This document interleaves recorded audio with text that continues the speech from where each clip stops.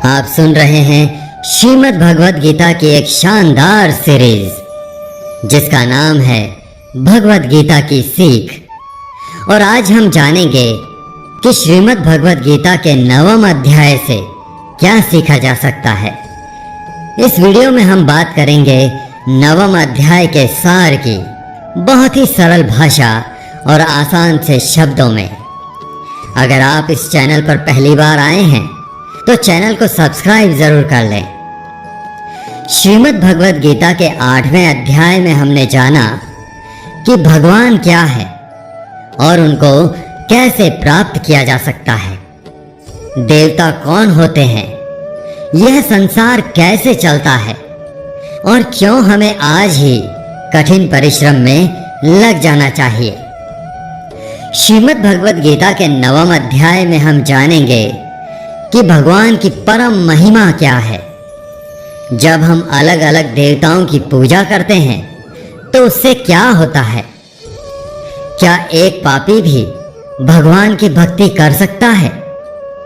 और मनुष्य जीवन का परम लक्ष्य क्या है? तो चलिए विस्तार से जानते हैं श्रीमद् भगवद गीता के 9वें अध्याय से मिलने वाली सीख और शिक्षाओं के बारे में। 7वें और 8वें अध्याय में भगवान श्री कृष्ण ने भक्ति को योग प्राप्त करने का सरल साधन और योग की उत्तम पद्धति बताया था। 9वें अध्याय में उन्होंने अपनी परम महिमा का व्याख्यान किया है, जिससे विस्मय, श्रद्धा और भक्ति उत्पन्न होती है। वे यह बोध कराते हैं कि यद्यपि वे अर्जुन के सम्मुख साकार रूप में खड़े हैं, किंतु उन्हें मनुष्य के रूप में मानने की दुर्भावना धारण नहीं करनी चाहिए।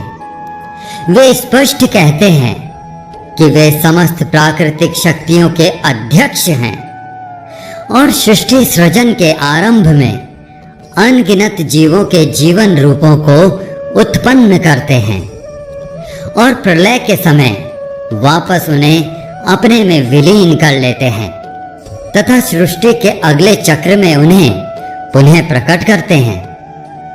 जिस प्रकार से शक्तिशाली वायु सभी स्थानों पर प्रवाहित होती है और सदैव आकाश में स्थित रहती है, उसी प्रकार से सभी जीव भगवान में निवास करते हैं। फिर भी वे अपनी योग माया शक्ति द्वारा तटस्थ पर्यवेक्षक बने रहकर इन सभी गतिविधियों से विलग और विरक्त रहते हैं। केवल भगवान ही आराधना का एकमात्र लक्ष्य है। इसे स्पष्ट करते हुए भगवान श्री कृष्ण विभिन्न प्रकार के हिंदू देवी देवताओं की पूजा के मिथ्या भ्रम का समाधान करते हैं। भगवान सभी प्राणियों के लक्ष्य, सहायक, शरणदाता और सच्चे मित्र हैं। श्री कृष्ण दृढ़ता पूर्वक कहते हैं कि वे न तो किसी का पक्ष लेते हैं और न ही किसी की उपेक्षा करते हैं।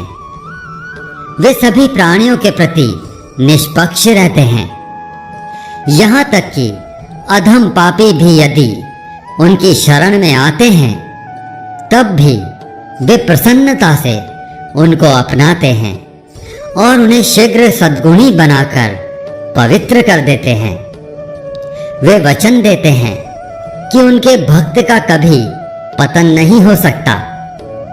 अपने भक्तों के हृदय में आसीन होकर वे उनके अभावों की पूर्ति करते हैं और जो पहले से उनके स्वामित्व में होता है वे उसकी रक्षा करते हैं।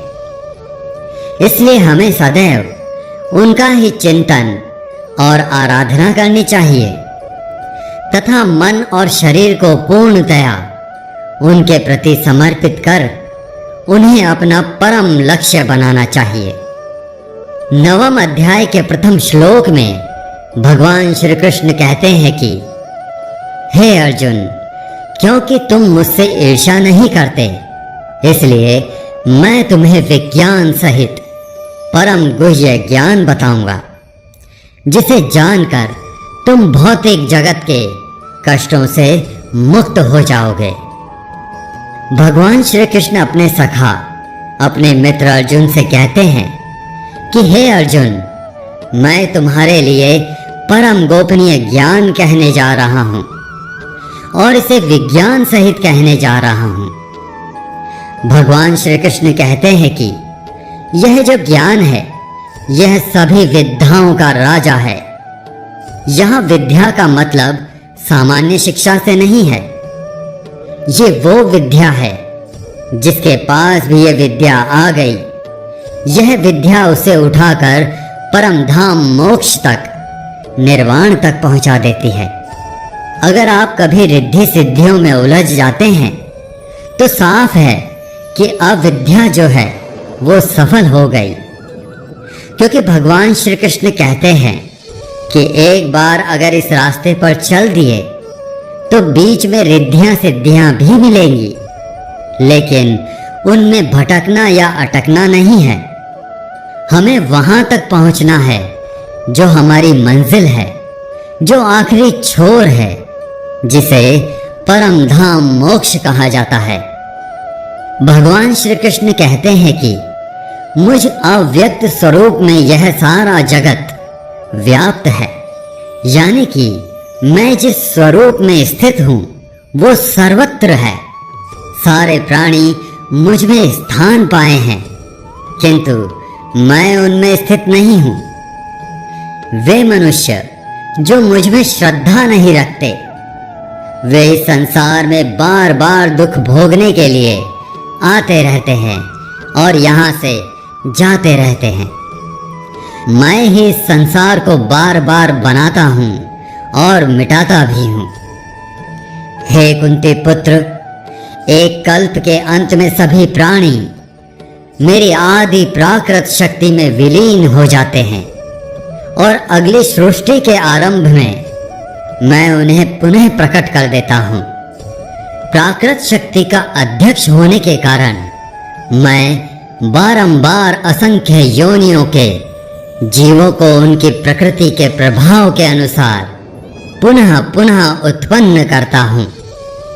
भगवान कहते हैं, हे अर्जुन, कल्प का जो विलय काल है उसमें सब मेरी जो प्रकृति है, मेरा जो स्वभाव है, उसे प्राप्त होते हैं और कल्प का जो आदि है उसको मैं बार बार रचता हूँ, बार बार सजाता हूँ। कल्प का मतलब है भगवान की तरफ जब आपकी दृष्टि हो जाती है, जब आपका प्रेम उमड़ आता है, जब आप उस रास्ते पर चल देते हैं, वो परिवर्तन आपके अंदर आने लगता है, तो यहाँ से वो आरंभ होता है, यहाँ से वो शुरुआत होती है। और जब आप उस भाव को प्राप्त हो जाते हैं तो कल्प का अंतिम छोर आ जाता है और अपना कर्म पूरा करके वो जो उपचार हैं वो भी समाप्त हो जाते हैं। भगवान कहते हैं कि एक रचयिता तो मैं हूँ जो भूतों को कल्प के लिए प्रेरित करता हूँ, और दूसरी जो रचयिता है वह यह प्रकृति है जो मेरी अध्यक्षता में, मेरी उपस्थिति में इन भूतों को रचती है। श्री कृष्ण कहते हैं, हे कुंती पुत्र, यह प्राकृत शक्ति मेरी आज्ञा से चर और अचर प्राणियों को उत्पन्न करती है। इसी कारण भौतिक जगत में परिवर्तन होते रहते हैं। यह जान लो कि जिस प्रकार प्रबल वायु प्रत्येक स्थान पर प्रवाहित होती है और आकाश में जाकर स्थित हो जाती है, वैसे ही सभी जीव सदैव मुझ में स्थित रहते हैं। यह भी एक तरह का कल्प है जिसमें स्वभाव परिवर्तन होता है, काल परिवर्तन होता है, शरीर परिवर्तन होता है। आत्मा एक शरीर से दूसरे शरीर में जाती है, तो इस तरीके से कल्प जो है वह दो प्रकार के होते हैं। उनको यहाँ पर भगवान श्री कृष्ण ने समझाना चाहा है। ऐसा कहा जाता है कि चारों युग बीतने पर एक कल्प पूर्ण होता है, फिर महाप्रलय होता है लेकिन इसका यथार्थ में जो अर्थ है वो यह है कि जब तक आप यानी आत्मा अलग है और परमात्मा अलग है, तब तक ये युग धर्म रहेंगे। इसी के बारे में गोस्वामी तुलसीदास जी ने भी रामचरितमानस में कहा है कि चारों युगों का मतलब है कि 4 स्तर हैं ध्यान के, जिसमें आप निम्न स्तर से शुरू करते हैं, फिर आप ऊपर की तरफ बढ़ते हैं और फिर आप पराकाष्ठा जो है वहां तक पहुंच जाते हैं। फिर आप अंतिम स्तर पर अर्थात उस परम धाम मोक्ष तक पहुंच जाते हैं। इस प्रकार आत्मा और परमात्मा एक हो जाते हैं और आत्मा का परमात्मा में विलय हो जाता है।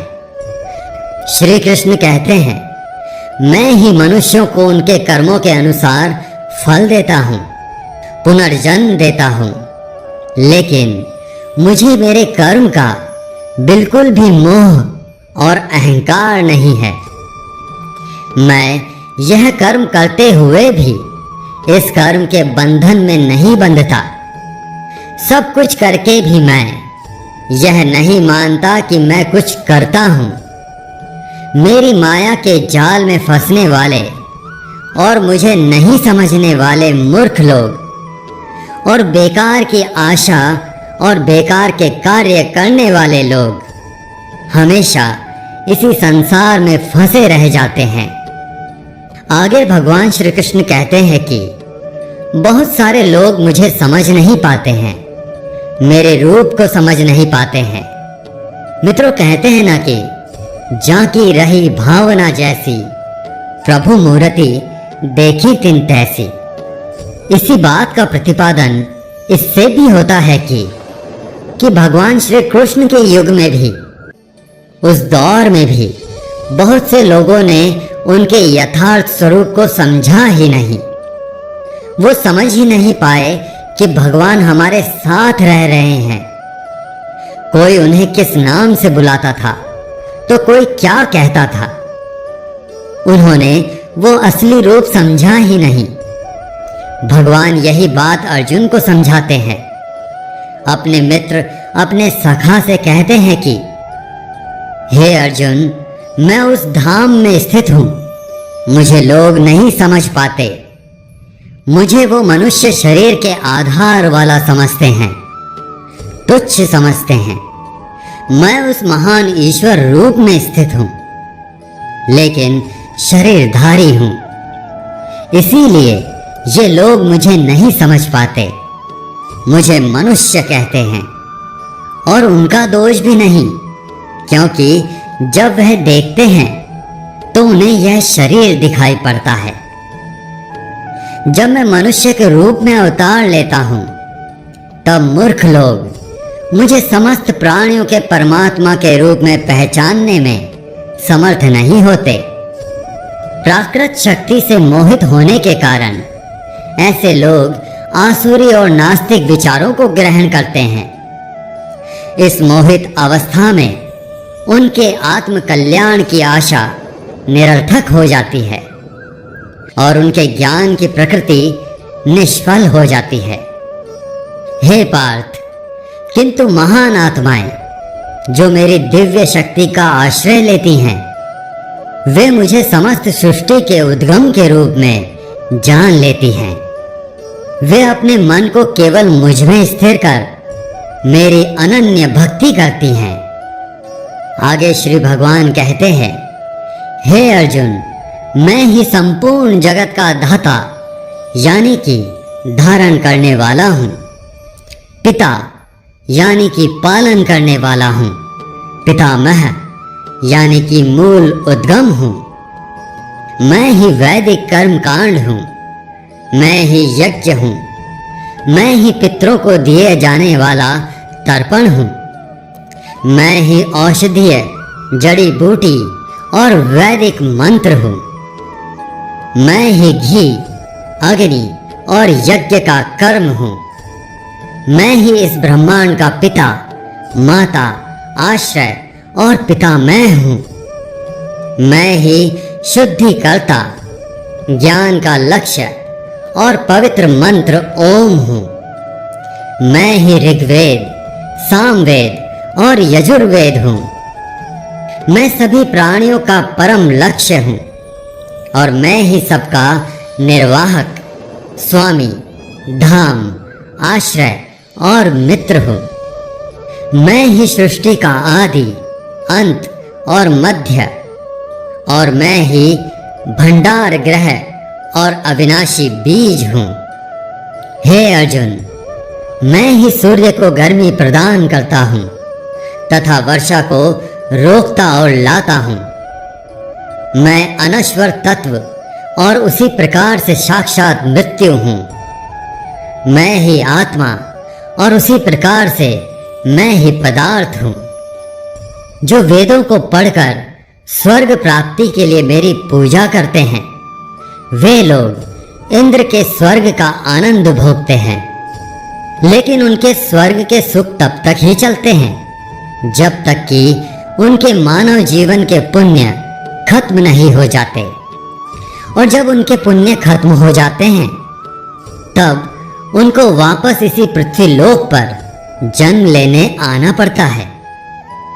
किंतु जो मुझको मतलब परमेश्वर को ही सब कुछ मानकर अपने कर्म फल का त्याग कर निरंतर प्रेम करते हैं, मैं उनकी न केवल सभी आवश्यकताएं पूरी करता हूँ बल्कि उन्हें सदा के लिए मेरी शरण में भी लेता हूँ। देवताओं को पूजने वाले देवताओं के पास जाते हैं, पितरों को पूजने वाले पितरों के पास जाते हैं, राक्षसों को पूजने वाले राक्षसों के पास जाते हैं और मुझे मानने वाले सदा मेरे पास आते हैं। देवताओं, पितरों और भूतों को पूजने वालों का ज्ञान सीमित होता है और उनको फिर से इस मृत्युलोक में आना ही पड़ता है। इसलिए अर्जुन, तू भी अगर कुछ खाता है, दान करता है, तप करता है और कर्म करता है तो मुझको ही अर्पण करके करना। इस प्रकार से तो मुझको ही प्राप्त हो जाएगा। मेरे लिए प्रिय और अप्रिय सब बराबर हैं। यहाँ तक कि अगर कोई बहुत ही दुराचारी हो, चाहे वो स्त्री हो या पुरुष हो, चाहे राजा हो या भिखारी हो, वह भी मुझ में आसक्त होकर इस भवसागर से तर जाता है। इसलिए अगर तू भी मुझ में समर्पित रहेगा तो मुझे ही प्राप्त करेगा। मित्रों, यहाँ भगवान स्पष्ट करते हैं कि जिन मनुष्यों की रुचि वैदिक कर्म कांडों का पालन करने में होती है, वे देवताओं का स्वर्ग लोक प्राप्त करते हैं। किंतु जब उनके पुण्य कर्म क्षीण हो जाते हैं तब उन्हें लौटकर पुनः पृथ्वी लोक में आना पड़ता है। लेकिन जो परम प्रभु की भक्ति में तल्लीन रहते हैं, वे उनके परम धाम में जाते हैं। इसलिए श्री कृष्ण उनके प्रति की जाने वाली विशुद्ध भक्ति को सर्वोत्तम बताते हुए उसकी प्रशंसा करते हैं। ऐसी भक्ति में लीन होकर जो कुछ भी हमारे पास है वह सब भगवान को समर्पित करते हुए हमें भगवान की इच्छा के साथ पूर्ण रूप से एक निष्ठ होकर जीवन यापन करना चाहिए। ऐसी शुद्ध भक्ति पाकर हम कर्म के बंधनों से मुक्त रहेंगे और भगवान से गूढ़ संबंध स्थापित करने के लक्ष्य को पा सकेंगे। दोस्तों, जैसा कि भगवान श्री कृष्ण ने कहा है कि जो जिसकी पूजा करता है मैं उसको उसी से जोड़ देता हूँ। इस बात का बहुत गहरा अर्थ है। हमारे जीवन में हम जिस तरह के इंसान की संगत में रहते हैं, समय बीतने के साथ हमारी सोच, हमारे विचारों पर भी उसका असर होने लगता है। अगर हम नकारात्मक विचारों वाले लोगों के साथ रहते हैं तो हमारे विचार भी नकारात्मक होने लगते हैं। इसलिए नकारात्मक सोच वाले लोगों से दूर रहना चाहिए और जो लोग सकारात्मक रहते हैं जिनका जिंदगी में कुछ करने का मकसद होता है, उनके साथ रहना चाहिए, उनका आदर करना चाहिए। क्योंकि आज भले ही वह कुछ हो या ना हो, लेकिन जैसा कि भगवान ने कहा है कि जैसी भावना वैसा नतीजा, तो उसी प्रकार से सही रास्ते पर चलने वाले एक दिन मंजिल तक पहुंच ही जाते हैं और अपने लक्ष्य को प्राप्त कर लेते हैं। मित्रों, मैं आशा करता हूं कि आपने इस वीडियो से बहुत कुछ सीखा होगा। वीडियो को लाइक करें और अपने प्रिय लोगों के साथ शेयर करके कमेंट में जय श्री राधे कृष्ण अवश्य लिखें। और ऐसे ही ज्ञानवर्धक वीडियोस पाने के लिए अनमोल साथी चैनल को सब्सक्राइब करके घंटी जरूर बजा दें। भगवान श्री कृष्ण आपको हमेशा प्रसन्न रखें। जय श्री राधे कृष्णा।